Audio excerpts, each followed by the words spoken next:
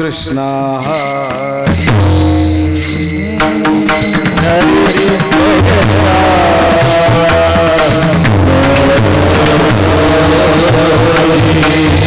जय जय राम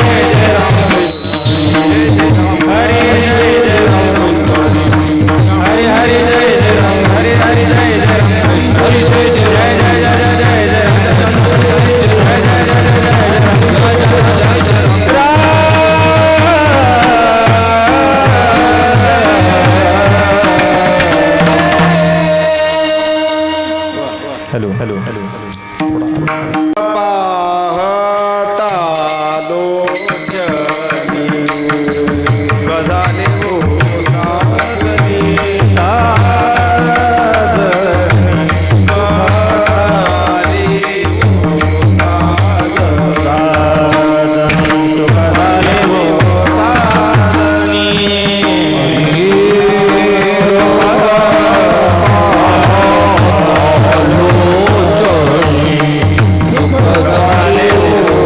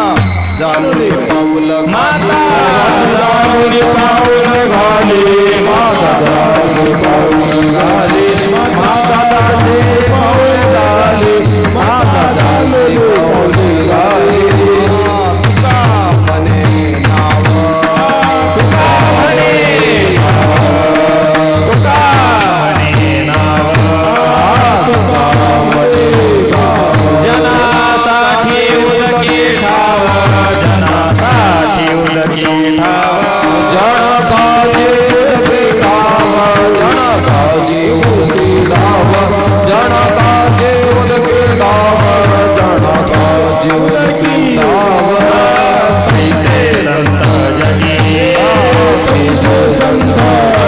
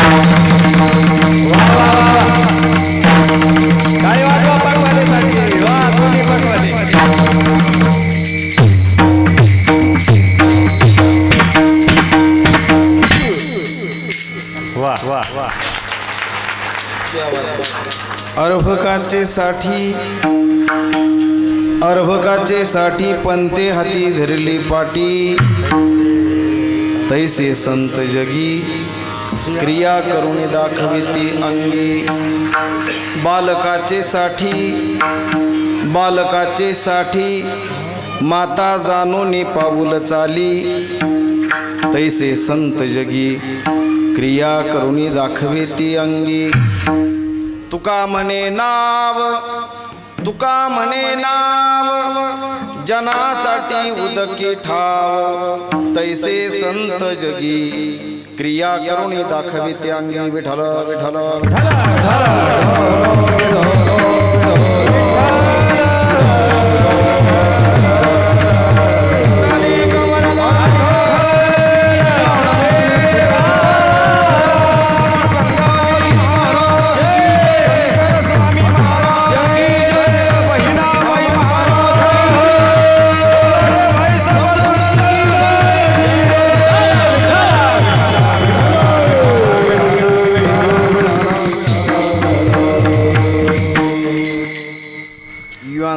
प्रविशम ममाचि मां प्रसुप्तां संजीवयत अखिल शक्तिधर स्वधाम्नां अन्यौस्तहस्तचरणश्रवणत्वगादीन् प्राणान् नमो भगवते पुरुषाय तुभ्यं वसुदेवसुतं देवं कंसचाणूरमर्दनं देवकी परमानन्दं कृष्णं वन्दे जगद्गुरुं कर्पूरगौरं करुणावतारं संसारसारं भुजगेन्द्रहारं सदा वसतं हृदयारविन्दे भवं भवामी सहितं नमामि जयांचे केलिया स्मरण होय सकल विद्यांचे अधिकरण ते जीवन दुसरी चरण श्री गुरूंचे ते नमस्कारोनी आता आता अभिनव वाग्विलासिनी जे चातुर्यार्थ कला कामिनी ते श्री शारदा विश्वमोहिनी नमिले मिया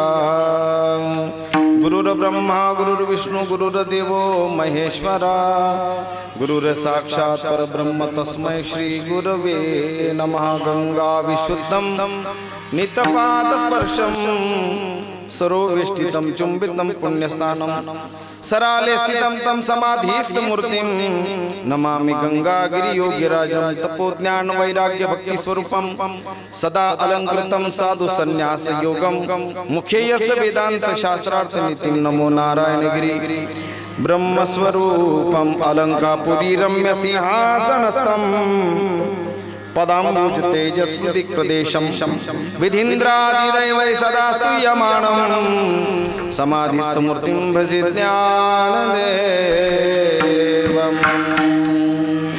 समचरण सरोजं सान्द्रनीलाबुदावं जगन्निहितं पाणिमण्डनं मण्डनानां तरुण तुलसीमाला कंधरं कंजनेत्रं सदय रहस्यं विठ्ठलं चिन्तया पांडुरंग करू मन मन पांडुरंग करू मन मन पांडुरंग करू मन मन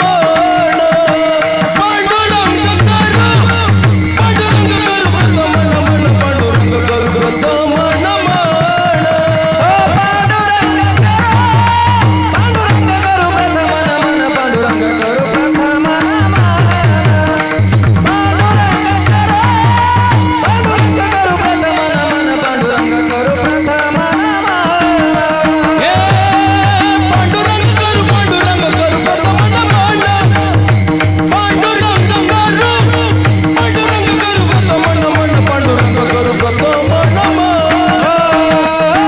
मन मन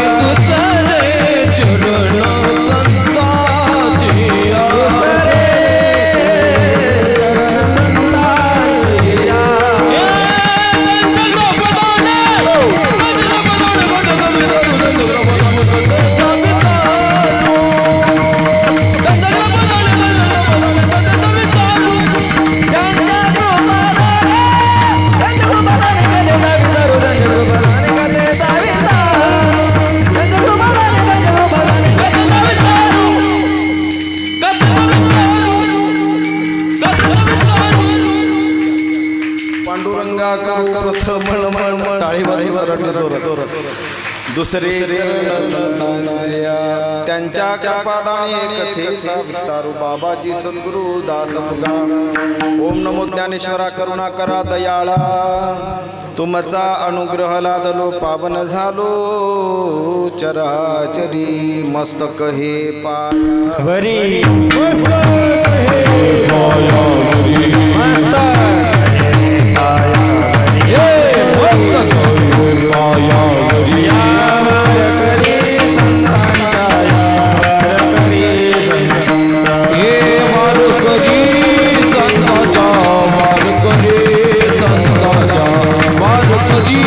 संताचा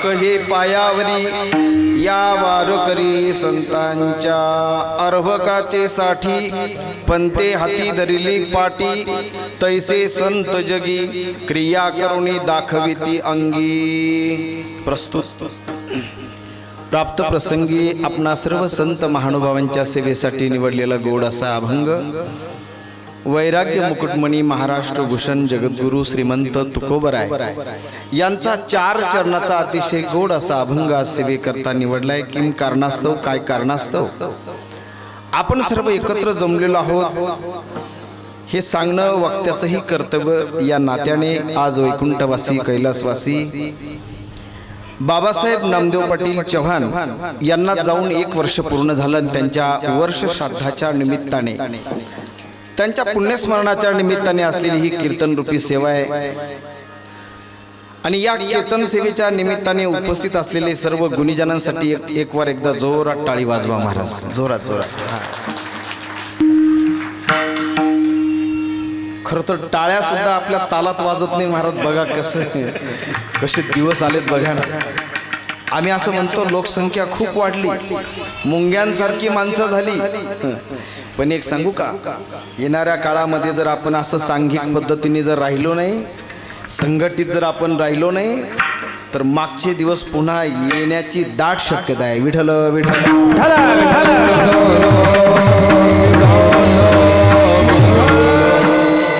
माझी अशी विनंती की ज्या ज्या वेळेस टाळी वाजवण्याचा प्रसंग येईल त्या त्यावेळेस सर्वांनी अगदी मोकळ्या मनाने मुक्त कंठाने टाळी वाजवावी. आज वैकुंठवासी कैलासवासी स्वर्गवासी बाबासाहेब महाराज, बाबासाहेब भाऊ, काय म्हणायचं त्यांना, काका काय म्हणायचं, अण्णा आणण्यासाठी एक दीपक सापडत नाही. आणि आज आपलं भाग्य एवढं की 2-2 दीपक आहेत महाराज. विठ्ठल विठ्ठल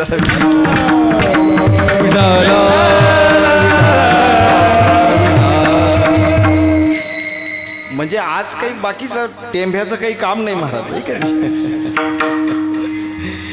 आणि आमच्या अतिशय जुना परिचय असलेला, जुना स्नेहसंबंध असलेला, स्नेहलोभ असलेला, किंबहुना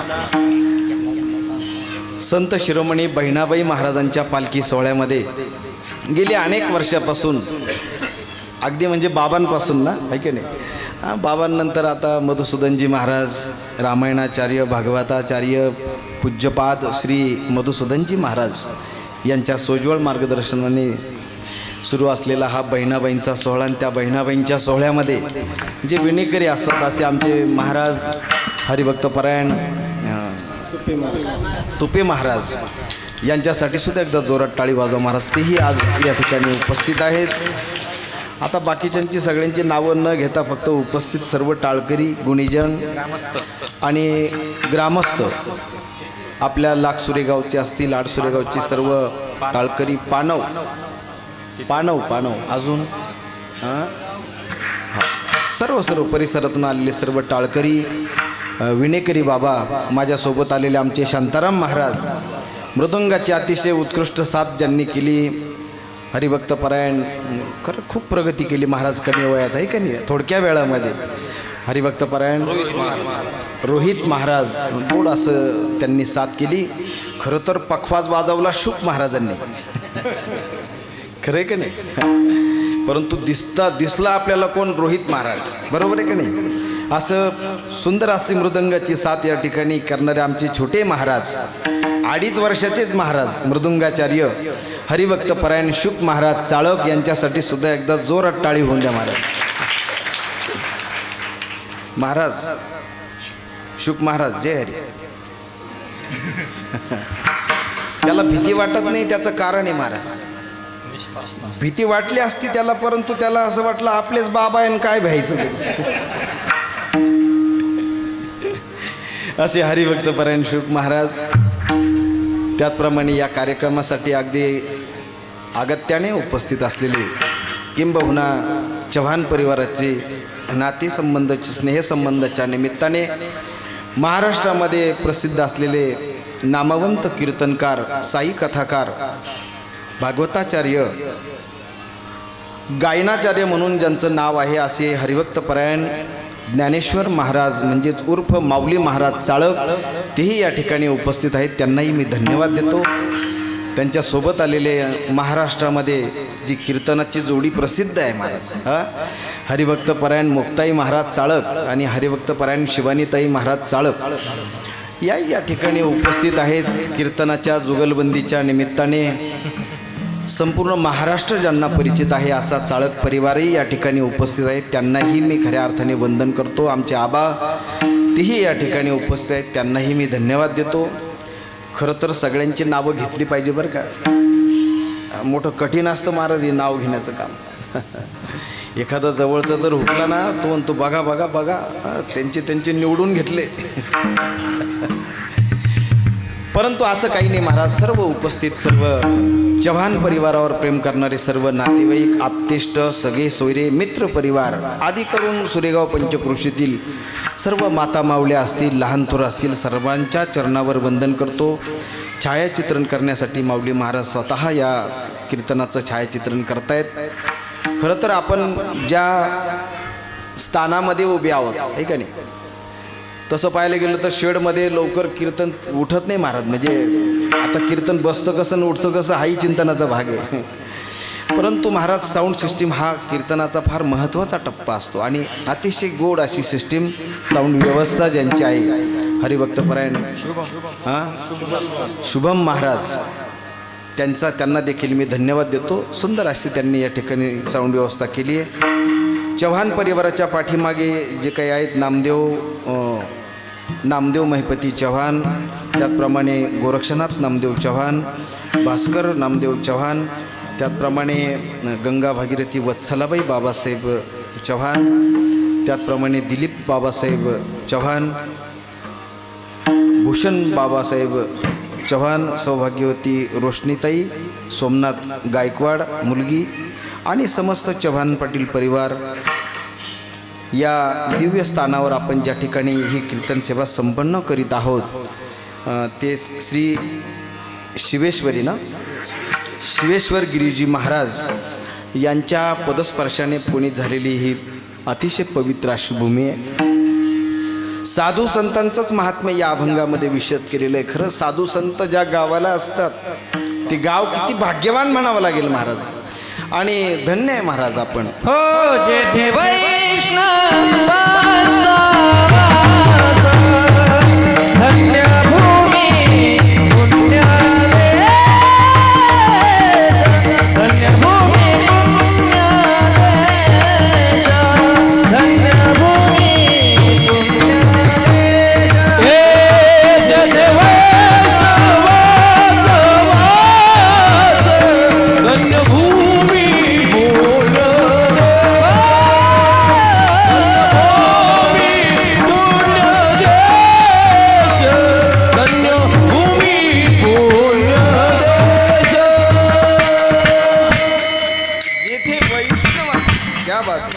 येथे वैष्णवांचा वास. आपण किती भाग्यवान आहे महाराज. धन्य आहे, धन्य आहे. त्या पवित्र अशा स्थानावर माळ म्हणतात याला, माळ पर्वत, डोकमाळ पर्वत ना, डोकमाळ पर्वत, या पर्वतावर आपण ही कीर्तन सेवा संपन्न करीत आहोत. या ठिकाणी असलेली संस्था, महाराज जी संस्था चालवतात गोडाशी, श्री राधा वल्लभ वारकरी शिक्षण संस्था, ज्या निमित्ताने खऱ्या अर्थाने अभंगाचा आशयही तोच आहे, मुलांना घडवण्याचं काम, संस्कार जोपासण्याचं काम, किंबहुना भारतीय संस्कृती, या संस्कृतीचं जतन करण्यासाठी खऱ्या अर्थाने या अखिल सगळ्या संस्था काम करतायत महाराज आज भारतभर. त्यामध्ये प्रामुख्याने विशेषत्वाने वर्णन करावं लागेल ते महाराष्ट्रातील या वारकरी शिक्षण संस्थेचं. अगदी जोग महाराजांच्या संस्थेपासून तर अगदी ज्या काही छोट्या छोट्या खेड्यामध्ये संस्था असतील महाराज, त्या सर्व संस्थांना दंडवत आहे, वंदन आहे की त्यांच्याद्वारे आज ही पुढची पिढी घडत आहे. विठ्ठल विठ्ठल.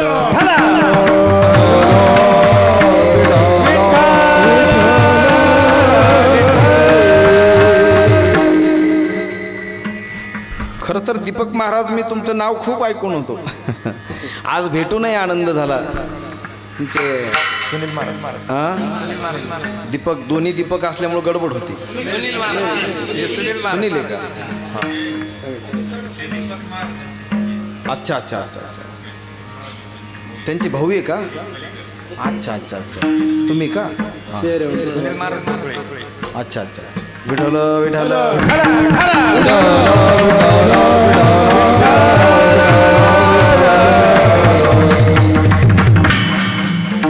खरं तर जगद्गुरु तुकोबारायांनी या अभंगाच्या द्वारे गोड असा दृष्टांत सांगितलाय महाराज का अर्भकाचे साठी पंते हाती धरली पाटी. अर्भक शब्दाचा अर्थ बालक. त्या बालकासाठी पंते, पूर्वीच्या काळी पंत म्हणजे गुरुजी. तर ते गुरुजी काय करतात, त्या बाळाला शिकवण्यासाठी स्वतः हातात पाटी घेतात, स्वतः पेन्सिल घेतात आणि मग ते गिरवतात अंक. असा भोपळा काढायचा आणि त्या भोपळ्याला मग त्या मुलाला शिकवायचं, बाबा याला काय, हा काय आहे, बोला ना, भोपळा आहे का नाही, हा काय आहे, भोपळा. या भोपळ्यालाच काय म्हणायचं रे बाळा. मग ते गुरुजी शिकवतात, काय म्हणायचं तुम्हाला नाही माहिती का, बोलत चला. भोपळ्याला म्हणायचं शून्य. याच शून्याला बाबा, याच भोपळ्याला खालून दांडी लावली की काय झाला रे बाबा, एक झाला. आणि याच भोपळ्याला खाली जर दांडी लावायची उभीच्या ऐवजी जर आडवी लावली ना, अर्धा जर डाव्या बाजूनी पुसला भोपळा तर काय झालं रे बाळा, दोन झाले. एकावर एक दोन भोपळे काढले आणि डाव्या बाजूनी पुसले, काय झाले, तीन झाले. आता हे भोपळ्याचं सांगत बसू का, हे भोपळे आडनावामुळे गडबड झाली. विठ्ठल विठ्ठल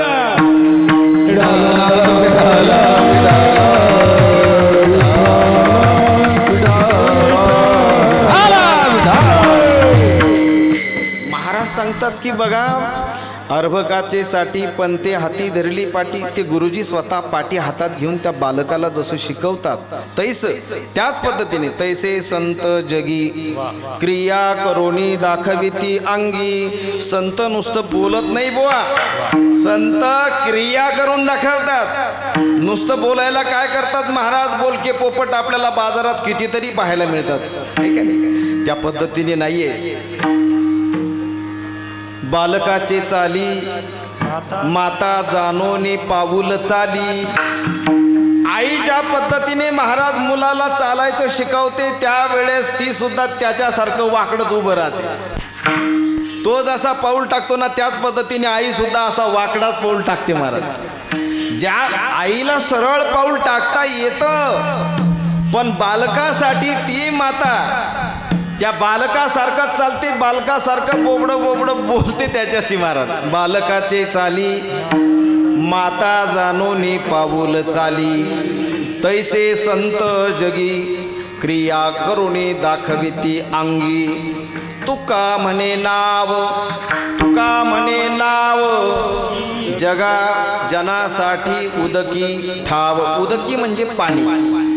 महाराज सांगतात की ज्या पद्धतीने नाव असते बघा, ती नाव स्वतः पाण्यामध्ये स्वतः बुडते ती, आहे का नाही.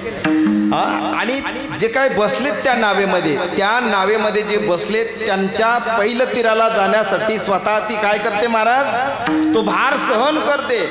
अर्ध ती पाण्यामध्ये स्वतःला बुडवून घेते आणि पहिलं तीराला जशी ती नेऊन सोडते, त्या पद्धतीने तैसे संत जगी क्रिया करोनी दाखविती अंगी. अभंगाच्या सरळ सरळ ठळक बातम्या तुमच्या पुढे ठेवल्या. थोड्या वेळ आपण चर्चा करूया. विठ्ठल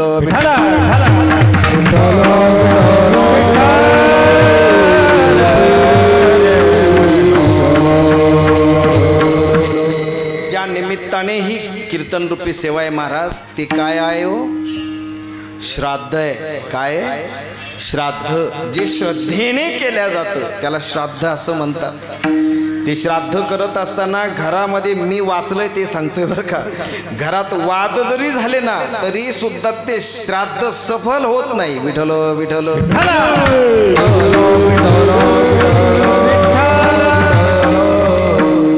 श्राद्धाचा विधी दीपक महाराज, सुनील महाराज फार संवेदनशील विधी आहे, फार संवेदनशील, फार. तसं तर मुळात जर कधी विचार केला तर कर्मकांड हे अतिशय सूक्ष्म आहे महाराज, आपल्या डोक्याच्या बाहेर आहे. कर्मकांड किती सूक्ष्म, मी गेल्या मागच्या कीर्तनात तुम्हाला सांगितलं असेल किती सूक्ष्म आहे.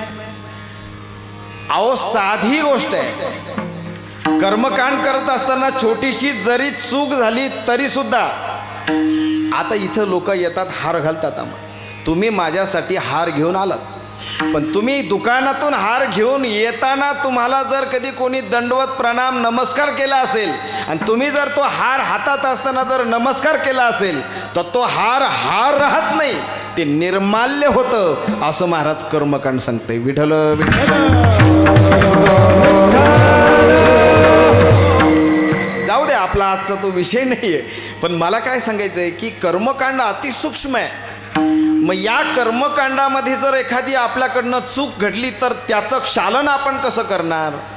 क्षालनाचा विधी फार महत्त्वाचा आहे महाराज. आपल्या वैदिक संस्कृतीमध्ये बघा ना, मला असं वाटतं गेल्या आठवड्यात का काल परवा 2-4 दिवसापूर्वी जैन धर्मामध्ये अशी परंपरा आहे महाराज, ही क्षालनाची. काय क्षालन हो? पापक्षालनाची.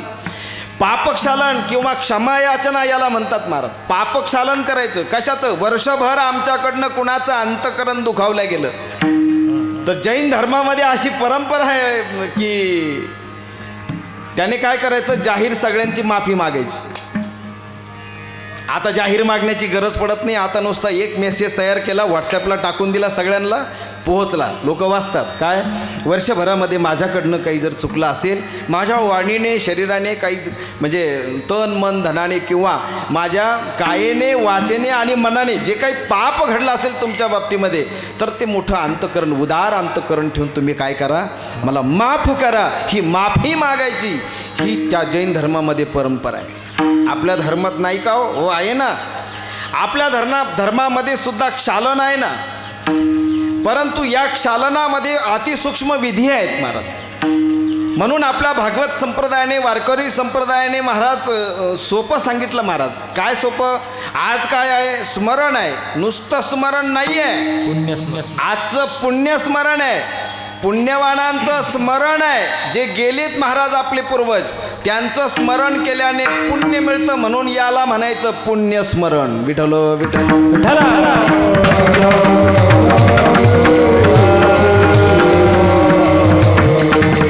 अहो महाराज, आम्ही त्यांच्या आठवणी का काढायच्या? आता गेलेत ना, ते मागचे गेलेत ना. अरे बाबा, जरी गेले तरी सुद्धा मी पदरचं बोलत नाही.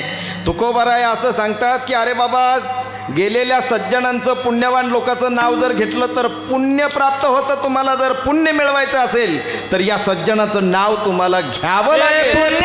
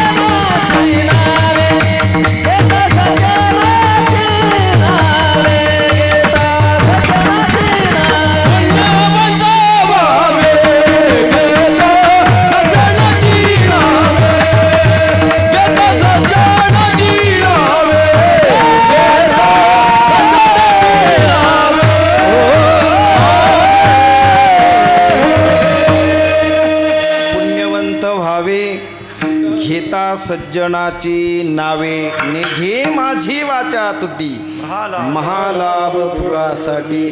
पुण्यवानाचं नाव जर आपल्या मुखामध्ये जर आलं तर महाराज आपली वाचा निर्मळ होते, पवित्र होते, नवे नवे काया देखील पवित्र होते. आपण पुण्यवान होतो, पुण्य आपल्या पदरी मिळतं.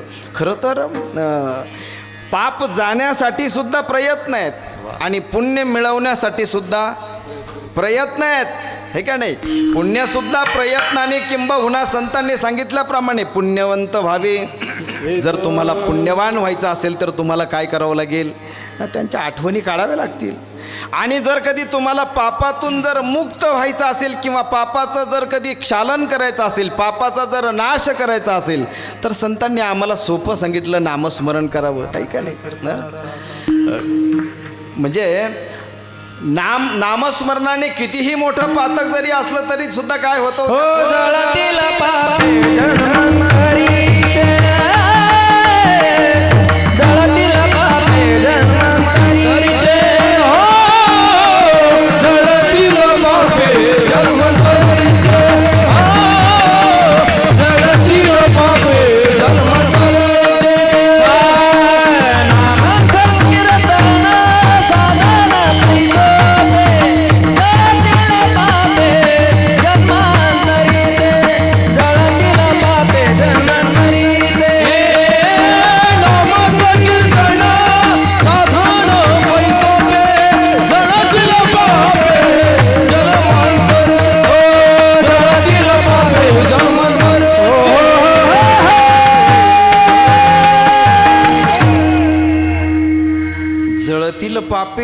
आत्ताचं सांगत होतो, पण महाराजांनी इतकं घोड प्रमाण दिलं.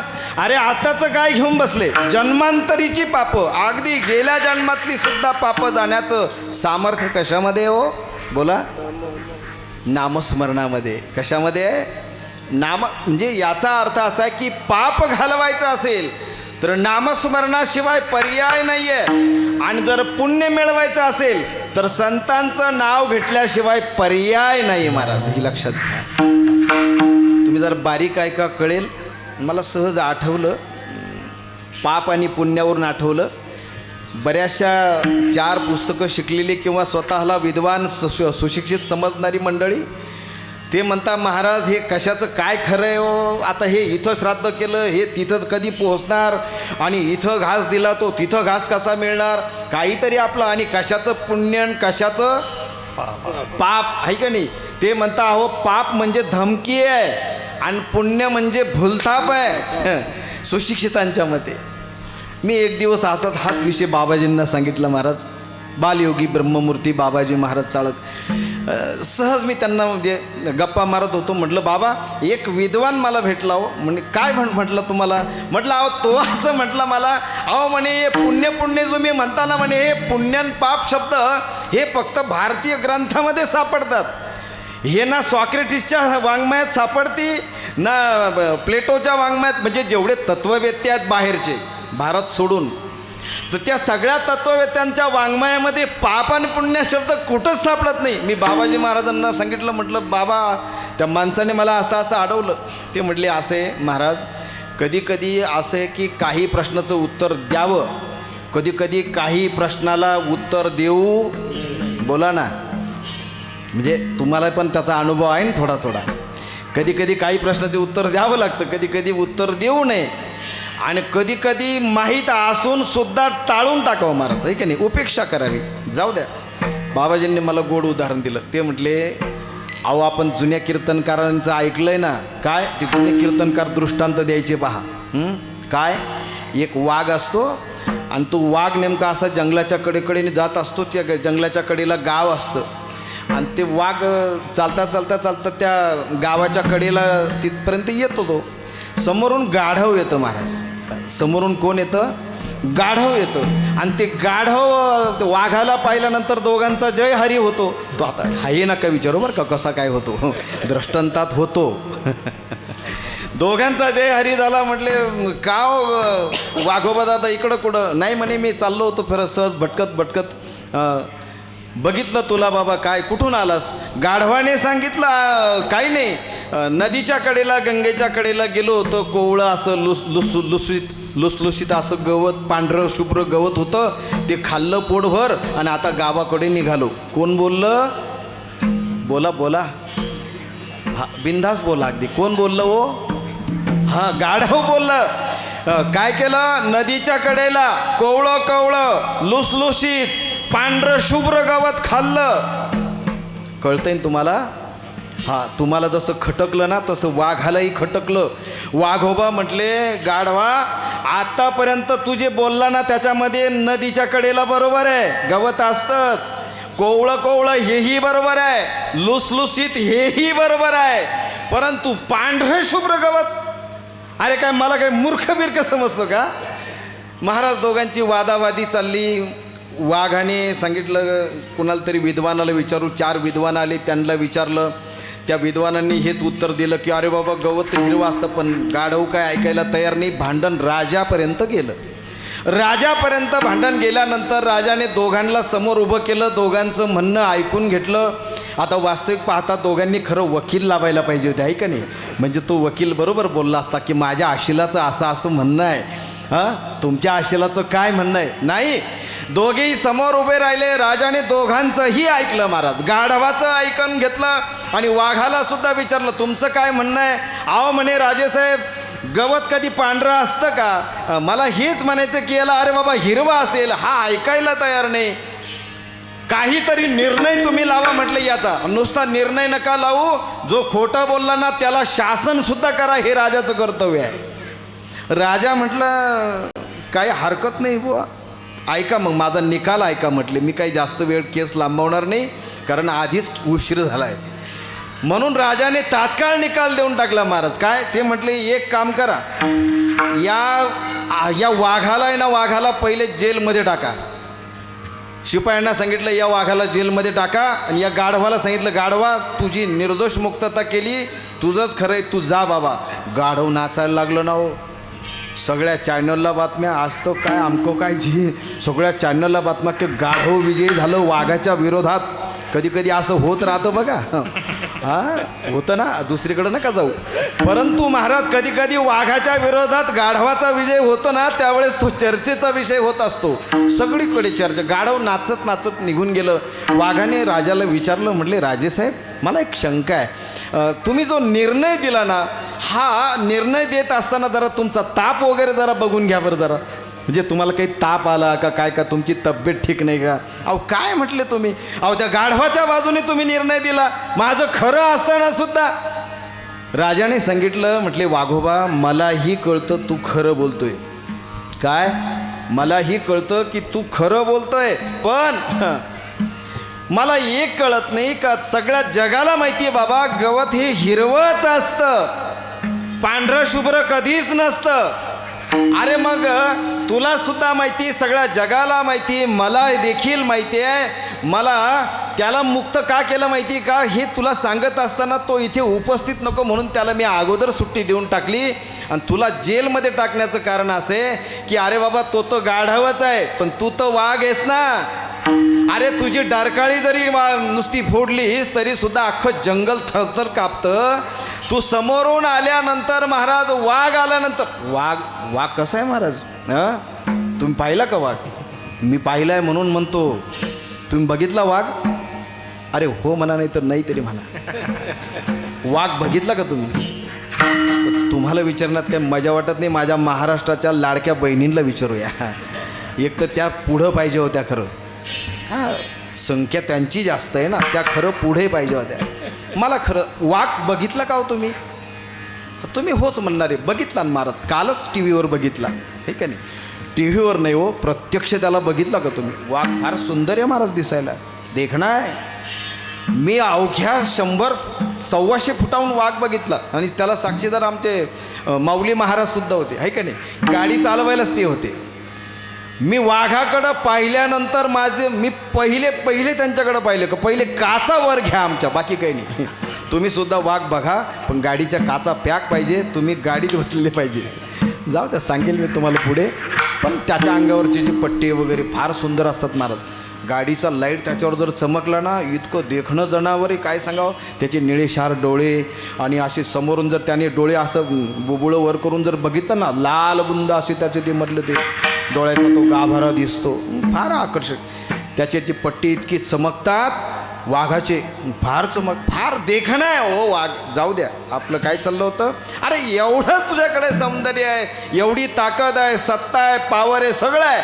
अरे तू मूर्खाच्या म्हणजे गाढवाच्या नादी तू लागला ना, त्याच्यामुळं तुला शिक्षा केली. माझा दृष्टांत संपला. मला काय सांगायचं तुम्हाला कळालं काय? जे कोणी असं शंका व्यक्त करत असेल ना महाराज, त्यांच्या नादी लागू नाही. आता अहो मलाच एक जण म्हटला, महाराज अहो म्हटले आमचे सासरे वारलेत, त्यांचं श्राद्धाचं जबाबदारी सगळी मला दिली. म्हटलं मग काय हरकत नाही, मित्रच आहे आमचा. म्हटलं मग काय करावं लागतं महाराज? म्हटलं काही नाही बाबा, अन्नदान करावं, त्या दिवशी वस्त्रदान करावं, गोदान करावं, भूदान करावं, त्यांच्या नावाने जेवढं दान करता येईल तेवढं दान करावं. म्हटलं म्हणे अजून काय करावं लागतं? म्हटलं बाबा ब्राह्मण देवतेला बोलावं, यथासांग त्याला दक्षिणा द्यावी, त्याच्याकडनं यथासांग पूजा करून घ्यावी, त्याला शिदा द्यावा, त्याला तृप्त करावं, त्याला संतुष्ट करावं. म्हणजे अजून काय करावं लागेल?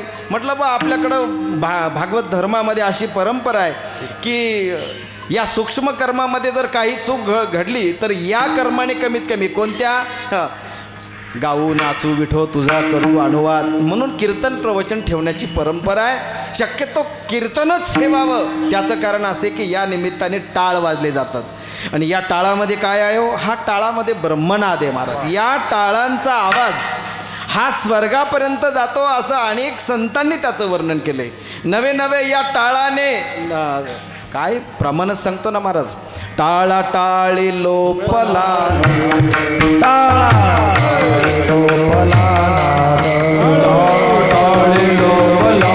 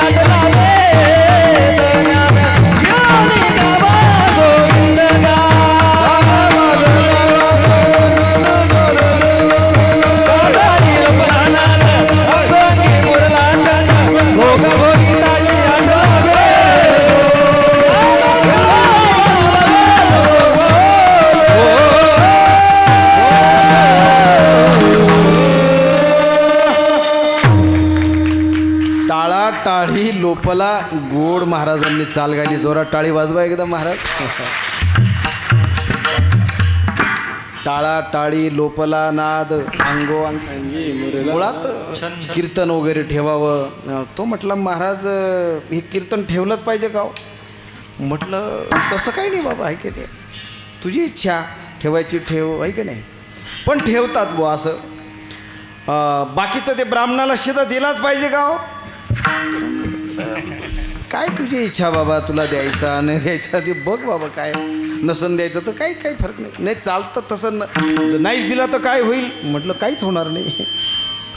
त्याच्या पुढं तो बोलायला लागला. म्हटलं श्राद्ध केलंच पाहिजे का? म्हटलं आता मुद्द्यावर आला. अरे बाबा नाही, तो म्हटला नाही केलं तर काय होईल? म्हटलं बाबा ते काय मला सांगता येणार नाही, पण करावं लागतं एवढं मला माहिती आहे. म्हणे नाही केलं तर काय होईल हो? म्हटलं बा आत्ता काही होणार नाही, पण कळो येईल अंतकाळी. प्राण प्रयाणाची वेळी राहती निराळे पुरे. संतांनी जे आम्हाला सांगितलं महाराज, संतांनी आम्हाला जे जागवलंय, संतांनी वेळोवेळी जे दिग्दर्शन केलं, जे मार्गदर्शन केलं आहे महाराज, बघा ना तुम्ही. संतांचा जीवनपट जर आपण अभ्यासला, चांगला विचार करा, देवाचा जीवनपट लक्षात येत नाही महाराज, आपल्या बुद्धीच्या पलीकडे आहे. परंतु संतांचा जीवनपट तर आपण आपल्या डोळ्यासमोर घडलं आहे ना. ज्ञानोबर आहे, तुकोबर आहे, तुमच्या आमच्या जरी 750 वर्ष झाले तरी आपलेच पूर्वज होते ना. खरं आहे की नाही? आपलेच पूर्वज होते महाराज. मग त्यांनी जी काही आपल्याला वाट दाखवली त्या वाटेने आम्हाला जावं लागतं. ज्या अर्थी आम्ही गेलेल्या व्यक्तींची आठवण काढतो महाराज, पुण्यस्मरण करतो का? अरे बाबा गेलेल्या व्यक्तीची आठवण त्याकरता काढायची असते का त्यांची आठवण जरी काढली तरी सुद्धा त्यांना स्वर्गामध्ये काय होत असतो? तवते पितर आशीर्वाद देती. नुसती आठवणीने, हो आठवणीने. कसं काय हो? नुसती आठवण काढलं तर कसं काय हो? फारच डोकं लावल्यानंतर मग मला थोडं बोलावं लागलं पुढं. म्हटलं जाऊ दे मरू दे, विषय सोडून, तुला नाही करायचं ना नको करू. मग सहज त्याला विषय काढला. अरे बाबा मी काल फिरायला गेलो होतो, आणि मी फिरायला गेलो होतो आणि जाता जाता मी बघितलं की ओढ्याच्या काठी नेमकं इतकी सुंदर अशी चिंचेचं झाड होतं. आणि त्या चिंचेच्या झाडाच्या खाली मी गेलो, त्या खाली ती गार सावली चिंचेची, आणि सहज माझं वरती लक्ष गेलं. नुकती शिवरात्र झालेली होती आणि चिंच अशी बहरलेली होती महाराज. काय मला मोहच आवरला नाही. मी दगड घेतला आणि वरती झाडावर फेकला महाराज, बरोबर त्या दुभाळक्यामध्ये लागला आणि एक चिंचेचा मोठा आकडा टपकन खाली पडला. आणि शिवरात्रीनंतरची चिंच म्हणतोय, जरा डोळ्यासमोर आणा. अहो ती चिंच. आणि जेव्हा काय सांगावं महाराज, जेव्हा तो आकडा मी हातात घेतला, तो आकडा हातात घेतल्यानंतर तो देठाच्या बाजूनी थोडा हिरवा होता, पुढे तो जरा पिकलेला होता. मी त्याचं ते टरकल काढून टाकलं, आणि ते टरकल काढल्यानंतर प्रदीप शेठ ती चिंच मला एवढी सुंदर दिसायला लागली, एवढी सुंदर. आता तुम्ही असं म्हणाल की चिंच कुठं सुंदर असते, पण काय सांगावं, मला ती खरंच सुंदर दिसायला लागली. त्या चिंचेच्या रूपाकडं नुसतं मी पाहत राहिलो महाराज. आणि ती गाभोळलेली आणि एकदम अशी थोडासा तिला घाम आलेला, म्हणजे असं वाटत होतं का ही अर्धी. आणि मध्ये ती पोपटी दिसत होती महाराज, पुढे लाल आहे का नाही, मध्ये ती थोडी पोपटी, आणि पाठीमागं थोडंसं देठाच्या बाजूनी हिरवीगार. परंतु हिरव्या बाजूची सुद्धा चव वेगळीच असते. मध्ये जे काही पोपटी रंगाचं असतं ना, त्याची चव सुद्धा आगळीच असते, हे मी वाचलंय कुठंतरी. आणि जे गाभोळलेला, काय गाभोळलेलंच म्हणतो ना आपण पुढचा भाग, तो गाभोळलेला जो भाग असतो ना महाराज, तो सुद्धा तो तर अप्रतिम. पाणी आलं का तोंडाला? नाही तुमच्याच नाही, सांगताना माझ्याही आलंय म्हणून बोललो. काय झाली हो? बोला ना. चिंचेची काय केली मी तुम्हाला फक्त वर्णन करून आठवण करून दिली, तर ती जिभेवर आली ना हो? आली की नाही? आली ना जिभेवर. सगळ्या लाळग्रंथी चालू झाल्या का नाही? माझ्याच चालू झाल्या. तेव्हा तुमचं काय विषय मला? म्हणजे याचा अर्थ नुसते. आणि त्या मित्राला जेव्हा पटलं महाराज, म्हटले महाराज माझं चुकलं. म्हटलं अरे बाबा, जे गेलेत त्यांचं स्मरण करावं लागतं, त्यांची आठवण काढावी लागते, त्यानेच आपल्याला खऱ्या अर्थाने पुण्य मिळत असतं. आणि संतांनी हे आम्हाला शिकवलंय, संतांनी आम्हाला सांगितलंय ना महाराज. एक लक्षात घ्या, नाथ बाबाकडे एक बाई आली महाराज पोरग घेऊन. म्हटले बाबा हे पोरग इतकं गुळ खातं इतकं गुळ खातं इतकं गुळ खातं की काय करावं याला कसं सांगावं तेच कळत नाही. देवीदास भाऊ नाथबाबांनी सांगितलं बाई आज काय येऊ नको. आज कोणवार आहे? आज कोणवार आहे? शुक्रवार आहे ना. पुढच्या शुक्रवारी ये. पुढच्या शुक्रवारी बाई गेली आणि बाई गेल्यानंतर त्या बाळाला घेऊन गेली. नाथबाबांनी तिला जवळ बसवलं. देवीदास भाऊ नाथबाबांनी तिला काय सांगितलं माहिती का? म्हटले बैस बाई इथं बैस. त्या पोरगं होतं आपल्या शुक महाराजसारखं. त्याला म्हटले अरे बाळा गूळ चांगला नसतो आती खाणं. गूळ थोडासा खाल्ला तर ठीक आहे पण आती जर कधी गूळ खाल्ला तर आरोग्यासाठी चांगलं नाही बाबा. बाळा गूळ खाऊ नको. त्या बाईला म्हटले जा. बाई म्हटली बाबा मला एक विचारायचं आहे. हेच सांगायचं होतं तर मध्ये 8 दिवसाचा गॅप नेमकं काही कळालं नाही. काय कारण काय याला? त्यावेळेस नाथबाबाने सांगितलं खरं सांगू का त्या पोराला त्या लेकराला काय नाव ठेवायचं? मीच स्वतः लई गुळ खायचो. एकदा मी खायचं बंद केलं. 8 दिवस झाले मी आता गुळच खात नाहीये. मग मला तो अधिकार प्राप्त झाला. हो आधी केले मग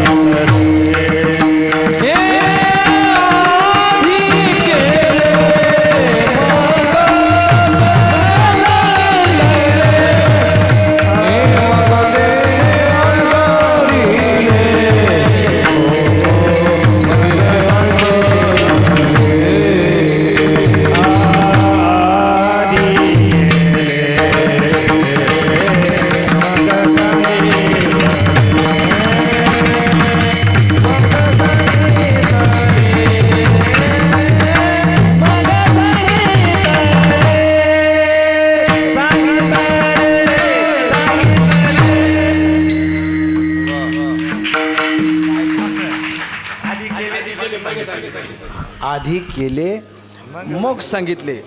महाराज आपलं उलट आहे. विठ्ठल विठ्ठल विठ्ठल.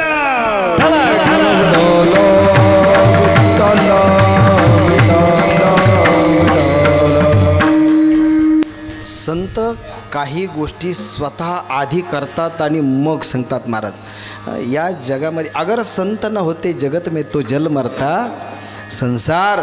अरे संत जर या जगामध्ये जर नसते तर आतापर्यंत हे जग केव्हाच जळून भस्म झालं असतं. महाराज केव्हाच जळून भस्म झालं असतं. सांगू तुम्हाला या जगामध्ये देव तर आपण काही पाहिला नाही महाराज परंतु संत मात्र आपण पाहतो. आजही संत आहेतच ना महाराज हे का नाही. येतात महाराज संत दिसायला आपल्यासारखे. ज्ञानोबराय गोड वर्णन करतात महाराज. ज्ञानोबराय सांगतात ते केवळ चालते ज्ञानाचे बिंब तयाचे अवयवते सुखाचे कोंब. एरवी माणूसपणे भांब लौकिक भागू. अरे लौकिकदृष्ट्या ते तुमच्या माझ्यासारखे दिसतात हो. तुमच्या माझ्यासारखे हात आहेत तुमच्या माझ्यासारखे पाय डोळे सगळी क्रिया करतात.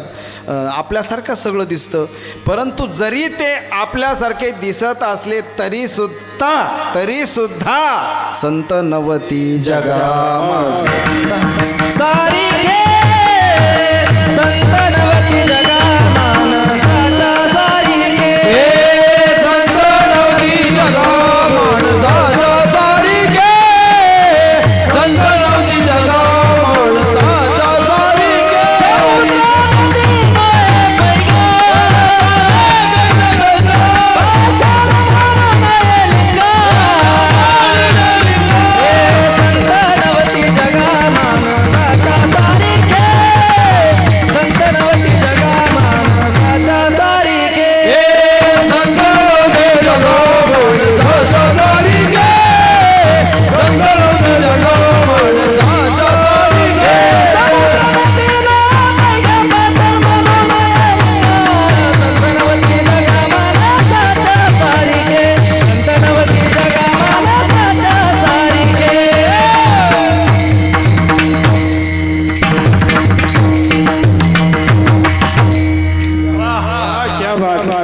समुद्र नदी नवे पैगा पाषाण म्हणू नये लिंगा संत नवती जगा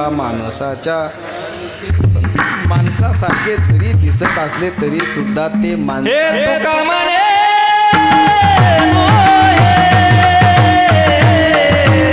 दिसतो मी तैसा तुका म्हणे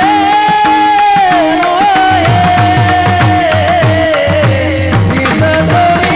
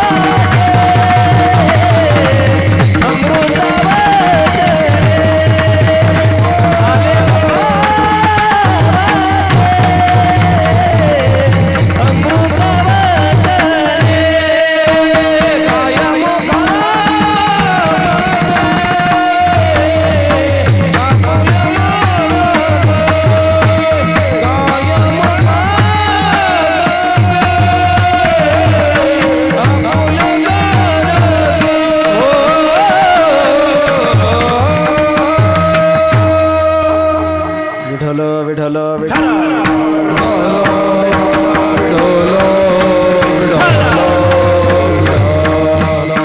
ज्या पद्धतीने संत सांगतात महाराज, परंतु अनुभव घेतात. अनुभवे आले अंगात या जगात, अनुभव घेऊन मग सांगतात. यासाठी या अभंगामध्ये जो दृष्टांत पहिल्या चरणात सांगितला, गोड वर्णन केलं महाराजांनी. या आजच्या सेवेसाठी निवडलेला जो अभंग आहे, या अभंगातील पहिलं चरण महाराज.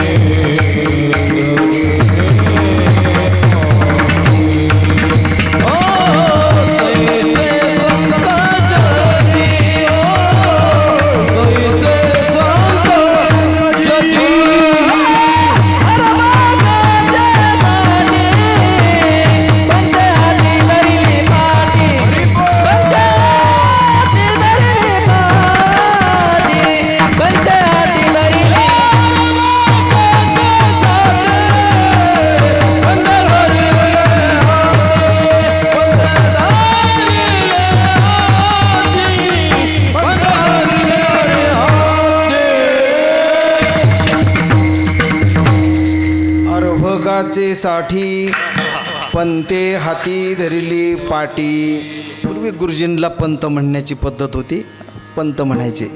गुरुजी ज्यावेळेस मुलाला शिकवतो, गुरुजी विद्यार्थ्यांना शिकवतो, त्यावेळेस तो अगदी शून्य काढतो, त्याला काठी लावतो, बाळा याला एक म्हणायचं, त्याच्या हातात पेन्सिल देतो, स्वतः ती धरतो आणि ती असं गिरवतो महाराज. कोण? गुरुजी, आहे की नाही. आणि मग खऱ्या अर्थाने ती ज्ञानाची प्राप्ती होत असते. त्या मुलाला ते ज्ञान मिळत असतं महाराज. ज्ञान देण्याचं खऱ्या अर्थाने दान संतांनी पूर्ण आयुष्यभर नवे नवे समग्र अवतारामध्ये केलं आहे महाराज. खरं तर नुसतं केलं नाही महाराज, तर त्यांनी काय केलं तर स्वतः मुळात एक काय माहिती का, बोले तैसा चाले त्याची वंदावी तर मग काय महाराज काहीतरी बोलायचं, काहीतरी चालायचं, काहीतरी त्याला काही अर्थ नाही महाराज. जे बोलतो आपण आपल्या बोलण्यामध्ये आणि आपल्या वागण्याच्या कृतीमध्ये साधर्म्य असावं. बोले तैसा चाले त्याची वंदावी पाऊले. संतांनी ज्या पद्धतीने बोलले परंतु त्यांनी क्रिया करून ते संपुट जोडलं. त्यांच्या बोलण्याला, त्यांच्या शब्दाला क्रियेचं काय लावलं आहे? संपुट. ऐक नाही, आपण मंत्र म्हणतो ना, ऐक नाही, त्याला कधी कधी ओंकाराचं संपुट लावावं लागतं. काही मंत्रांना दुसरं संपुट लावावं लागतं. ओम चालत नाही, म्हणजे बीजमंत्र चालत नाही. बीजमंत्राचं संपुट कोणत्या मंत्राला लावायचं याचं देखील शास्त्र आहे. मग जसं आपण ते संपुट लावून तो मंत्र खऱ्या अर्थाने परिपूर्ण होतो, सिद्ध होतो, त्याच पद्धतीने संत बोलले, संतांचे शब्द, त्या शब्दाला त्यांनी क्रियेचं संपुट लावलं. अनुभवे आले अंगा ते या जगा, किंवा आधी केले महाराजांनी त्यावेळेस हे प्रमाण दिलं.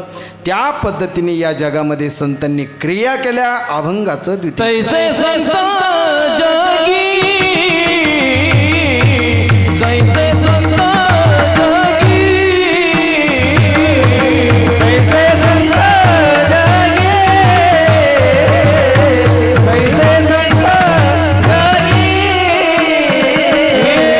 तैसे संत जगी, तैसे संत जगी,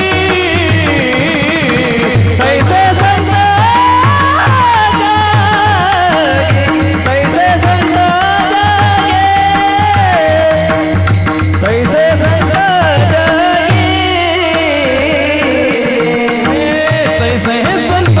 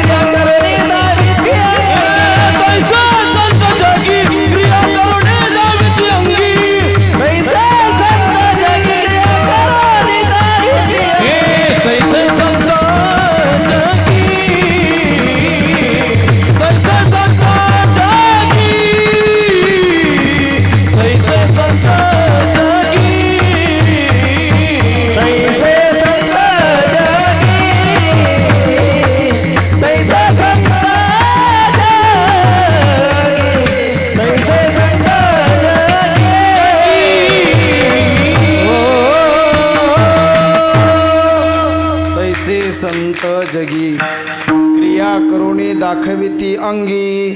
स्वतः संत त्या पद्धतीने जसं बोलतात त्या पद्धतीने क्रिया करतात महाराज. खरं तर आजचं जे कर्म आहे ते नैमित्तिक कर्मामध्ये मोडतं महाराज, आहे की नाही. 4 प्रकारचे कर्म सांगितलेत प्रामुख्याने, जे नित्य कर्म आहे, काम्य कर्म आहे, नैमित्तिक कर्म आहे, प्रायश्चित्त कर्म आहे की नाही. 4 कर्माचा विचार प्रामुख्याने शास्त्रकार करतात. याच्यामध्ये नित्य कर्म जे आपण दररोज करतो महाराज, आहे की नाही. पाठपूजा वगैरे आपण रोज करतो ना, होतं म्हणा, जाऊ द्या. पूजा करतो की नाही आपण नित्याने. हो, कोणतंही काम जर कधी नित्य नियमाने जर कधी केलं महाराज तर त्याच्यामध्ये सिद्धता प्राप्त होत असते. नित्यनेम नामी ते प्राणी लक्ष्मी वल्लभ, आपोआप त्याच्यामध्ये सिद्धी येत असते. साधी रामरक्षा घ्या ना हो तुम्ही, आहे का नाही. रामरक्षा जो तुम्ही एक तर ऐकत राहा, दररोज ऐकत राहा, नंतर ते हळूहळू तुम्ही म्हणत राहा, आणि हळूहळू म्हणता ती रामरक्षा कधी मुखोद्गत होते कळत नाही आपल्याला. कळते का? नाही कळत महाराज. नित्य नेमामध्ये तेवढी ताकद आहे महाराज. नित्य नियम असावा काहीतरी जीवनामध्ये, आणि तो नित्याचा असावा. नित्य सत्य मित हरिपाठ ज्यासी कळीकाळ त्यासी. नित्याने हरिपाठ गाणाऱ्यांना म्हणणाऱ्यांना तुम्ही तो अनुभव विचारा. तुम्ही त्यांना नाही जेवण जाणार तसं, आहे का नाही. ते कितीही जरी गडबड असली तरी ते म्हणते नाही महाराज, माझा आज हरिपाठ सकाळी राहून गेला, नाही सकाळी तर कमीत कमी संध्याकाळी राहून गेला, आता रात्र झाली, उशीर झाला. एरवी हे 11 वाजता जेवतोच आहे ना, आता मग अजून 10 मिनटं उशीर, धावत्या वेगात का होईना पण मला हरिपाठ घेऊ द्या महाराज. म्हणजे नित्य कर्म आहे. त्याच्यानंतर प्रायश्चित्त कर्म सांगितलं. काय कळत न कळत आपल्या हातून जे काही पाप घडतं महाराज, त्या या शेठजी या विठ्ठल विठ्ठल.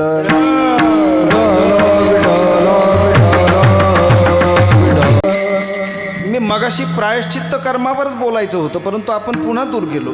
काय जसं जैन धर्मामध्ये परंपरा आहे क्षमा याचनाची, बरोबर, हे प्रायश्चित्त कर्मामध्येच आहे.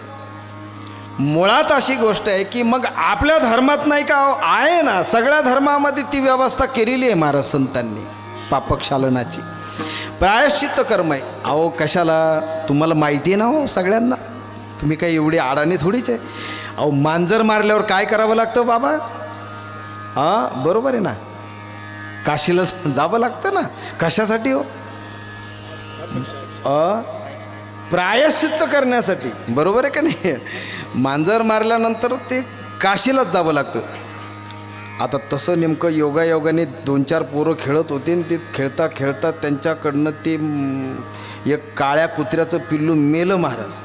बारकं पिल्लू होतं आणि ते पण काळच होतं, काळ्या कुत्र्याचं काळच पिल्लू मेलं. ते पिल्लू मेलं. पोरं आपसात चर्चा करायला लागली. म्हटलं बा कोणाच्या दगडाने मेलं, कोणाच्या ते कोण कबूल होत असतं का? नाही ना मला.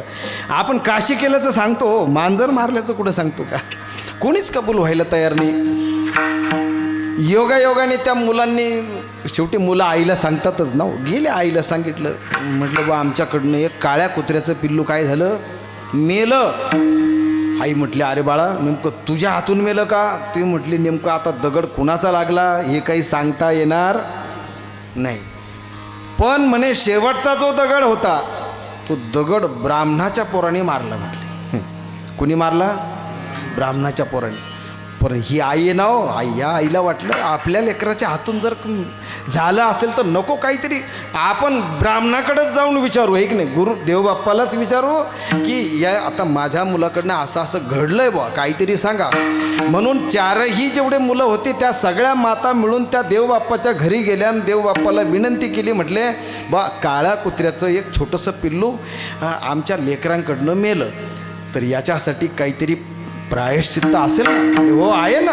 मग बाळ उचकलं देवबापांनी, बाळ उचकून सगळं सांगितलं महाराज. काय सांगितलं? म्हटले एक काळं कुत्रं, जे कुत्रं मेलं त्या निदान त्याच्या आकाराचं नसू द्या, पण त्याच्या निम्म्या आकाराचं आणि त्याच्या निम्म्या वजनाचं एक सोन्याचं कुत्रं तुम्हाला करावं लागेल आणि ते कुत्रं तुम्हाला मला दान द्यावं लागेल. मी काय बोलतो कळलं ना तुम्हाला? हां सोन्याचं. आणि काय शेठजी, त्या काळात सोनं स्वस्त होतं ऐका नाही. सगळेजण हिशोब करायला लागले. सगळे हिशोब करता करता करता करता करता तिथंच ना हो देवबाप्पा काहीतरी पाणी आणण्यासाठी आतमध्ये गेले. तेवढ्या गडबडीत देवबाप्पाचं पोरगं ते आतमधून डोकलं. त्याने या सगळ्या आपल्या सवंगड्यांना पाहिलं आणि त्याला कुठं राहतं का? ते आलं ना बाहेर. ते बाहेर आल्यानंतर महाराज ते हे पोरं लगेच त्या आईला सांगायला लागले. ते म्हटले ज्यावेळेस कुत्रं मेलं, शेवटचा श्वास सोडला, त्यावेळेस शेवटचा दगड या देवबाप्पाच्या पोराने मारला. म्हटले सगळ्या आयांना आनंद झाला. ते म्हटले पाहिलं ना आपलं पोरं नुसते निमित्त होते, खरा जीव गेला तो याच्या दगडाने गेला. म्हटले येऊ द्या देवबाप्पा बाहेर आले. म्हटले काय झाला का तुमचं हिशोब, ताळमेळ लागला का काही?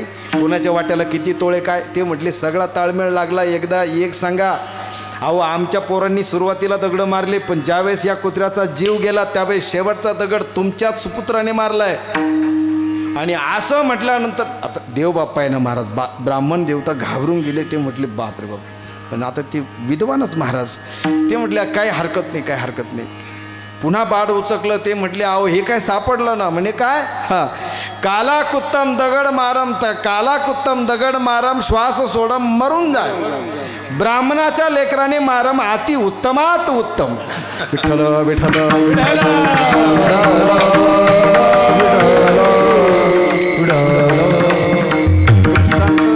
संपला आपला प्रायश्चित्त कर्म आहे महाराज. प्रायश्चित्त करावं लागतं. एक सांगू का? अरे साधं बोटाने एखाद्याला रस्ता दाखवला ना तुम्ही तरीसुद्धा पुण्य मिळत असतं, बरोबर आहे की नाही? साधा रस्ता वाट दावी तया पुण्या नाही पार. अरे बोट पुण्यवान होतं महाराज. ज्या बोटाने तुम्ही रस्ता दाखवता ना ते बोट पुण्यवान होत असतं. मला सांगा कोणत्याही क्रिया असू द्या आपल्या, त्या क्रियेचं पुण्य असो किंवा पाप असो ते पदरात मिळत असतं.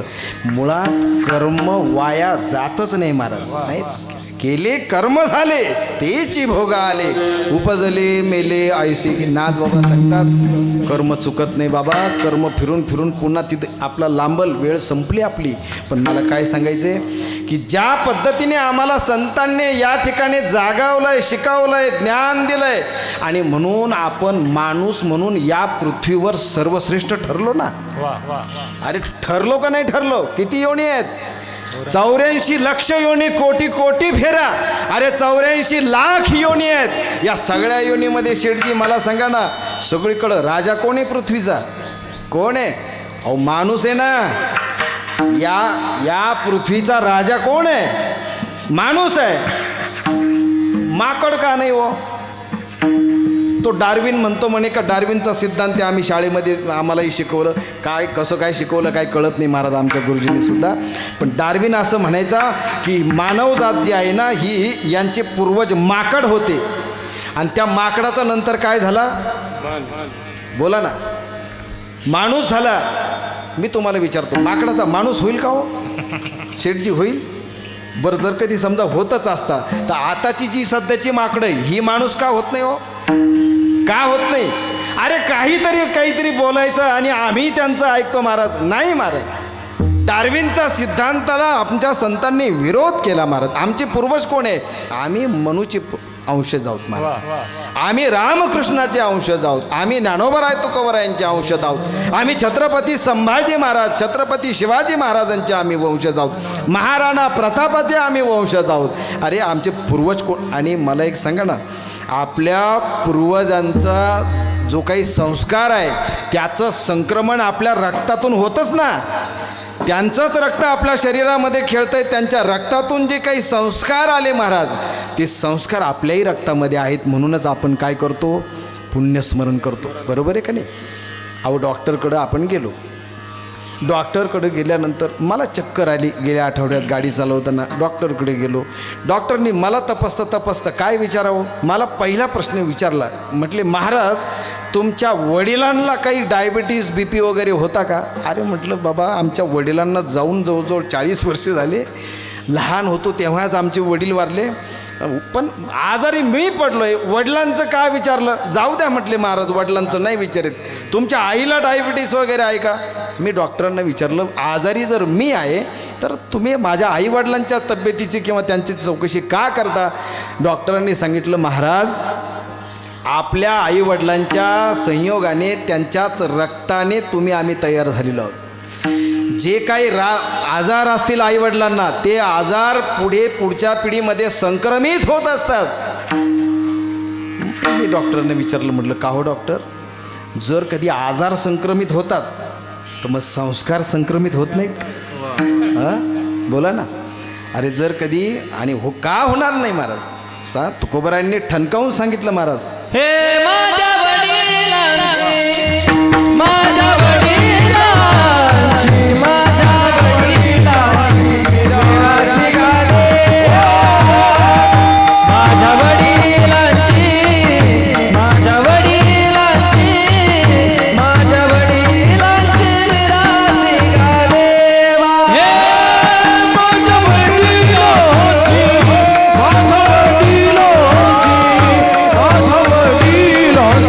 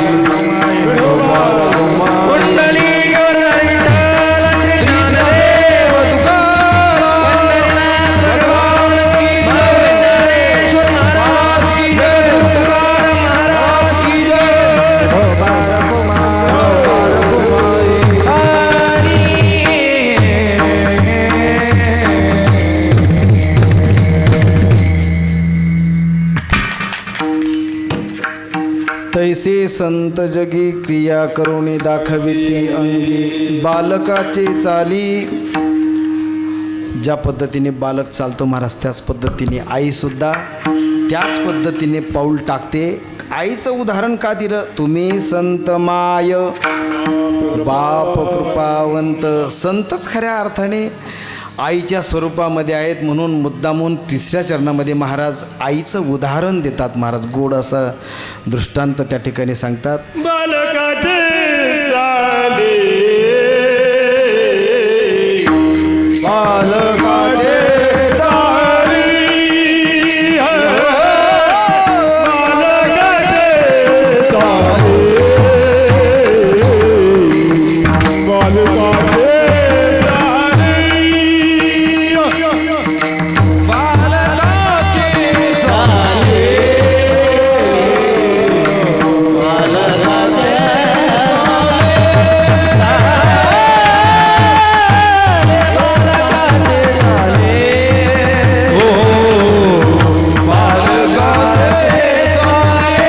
पद्धतीने ती आईसुद्धा काय करते? चालते. चालता चालता ते पोरगं काय करतं? चालायला लागतं महाराज. तैसे संत जगी क्रिया करुणी दाखविती अंगी. त्या पद्धतीने संत या जगामध्ये क्रिया करत असतात. कितीतरी बोलता येईल महाराज, परंतु वेळेचं भान ठेवावं लागतं. लांबून लांबून आपण या कार्यक्रमासाठी एकत्र येत असतो आणि जर कधी आपण वेळेचं भान जर नाही पाळलं तर मग काय होतं की हे बघा, वेळेची किंमत ज्याला कळाली त्याला कळाली आहे की नाही. काळ कधी कुणासाठी थांबत थांबत ना महाराज. सरसर आयुष्य चाललं आहे ना महाराज, आहे की नाही. गेलं जशी हातातून जशी वाळू जशी निष्ठावी महाराज, आहे की नाही, त्या पद्धतीने आयुष्य निष्ठच चाललं महाराज. सावधान. हां, आता जागा रे भाई नो जागा. आता जागा आता जागा आता जागा रे भाई नो आता जागा आता जागा रे भाई नो आता जागा आता जागा आता जागा रे भाई नो आता जागा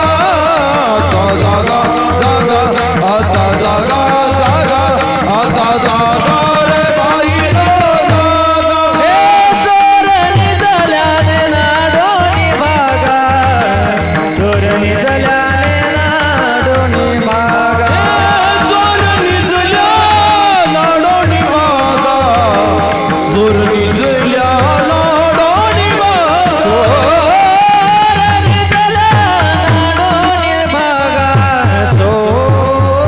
चोरणी झाल्या ना दोन्ही भागा चोरणी झाल्या ना दोन्ही भागा चोरणी झाल्या ना दोन्ही भागा आता जागा जागा आता जागा जागा आता जागा रे भाई नो जागा जागा आता जागा आता जागा रे भाई नो जागा रे भाई आता जागा जागा आता जागा जागा आता जागा रे भाई नो आता जागा जागा आता जागा जागा आता जागा रे भाई नो जागा. आता जागा रे भाई नो. अहो असे बरं का, एकदा मृदुंगाचार्यासाठी जोरात टाळी वाजवा. अरे त्याचा जीव तरी पहार कमीत कमी, आहे का नाही. आणि याच्याकरता मृदुंगाचार्याने चांगलं जेवलं पाहिजे बरं का. भरपूर. आता ते म्हणतील काय सांगावं महाराज, इथं आलो तर नाश्त्याचं दुकानसुद्धा नाही आहे, परंतु तरीसुद्धा सुंदर अशी साथ महाराजांनी केली. त्यांची तब्येत पहा, त्यांचं वय पहा, आहे का नाही. आणि त्या मानाने अगदी सुंदर अशी साथ या ठिकाणी केली. सर्व भजनी मंडळांनी गोड अशी साथ केली. महाराज सांगतात, तुका म्हणे नाव जना तुका म्हणे नाव तुका म्हणे नाव तुका म्हणे नाव. वा वा, क्या बात आहे. टाळी वाजवा, टाळी.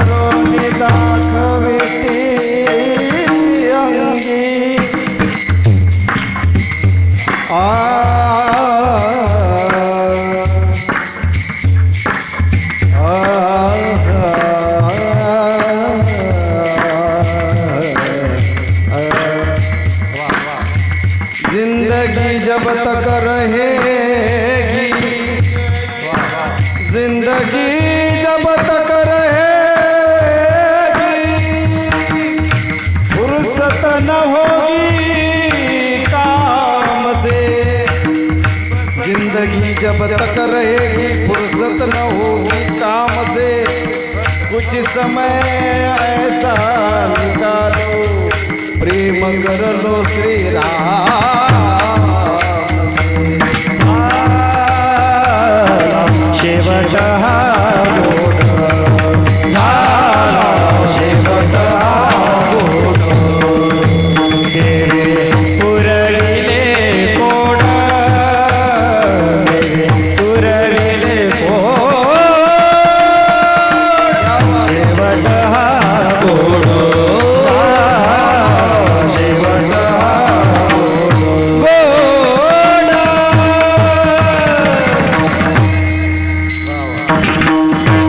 ज्ञानेश्वर माऊली माऊली ज्ञानेश्वर माऊली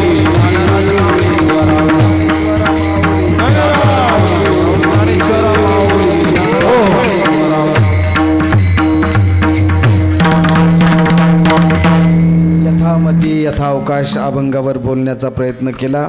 आपण सर्वांनी शांत चित्ताने हे श्रवण केलं त्याबद्दल धन्यवाद. हरिभक्तपरायण शुक महाराज यांना एक वैयक्तिक बक्षीस आलंय, तर त्यांनी कृपया या ठिकाणी देऊन टाकावं. या इकडे या, जरा जोरात टाळी वाजवा महाराज. 2.5 वर्षाचं लेकरू आहे. चला महाराज चला या, बक्षीस घ्या. शुक महाराज चाळक इकडे या, इकडे या, इकडे या.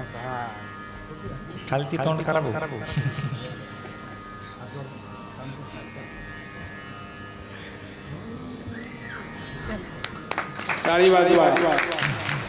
आता ते असं आहे, खरं बक्षीस होतं मोठ्या पाखवाजाला आणि ते मिळालं कोणाला, ते मोठे पाखवाजीच म्हणजे मला नको दे, मला नाही, मला पाकिटात येईल. ऐक आलं पा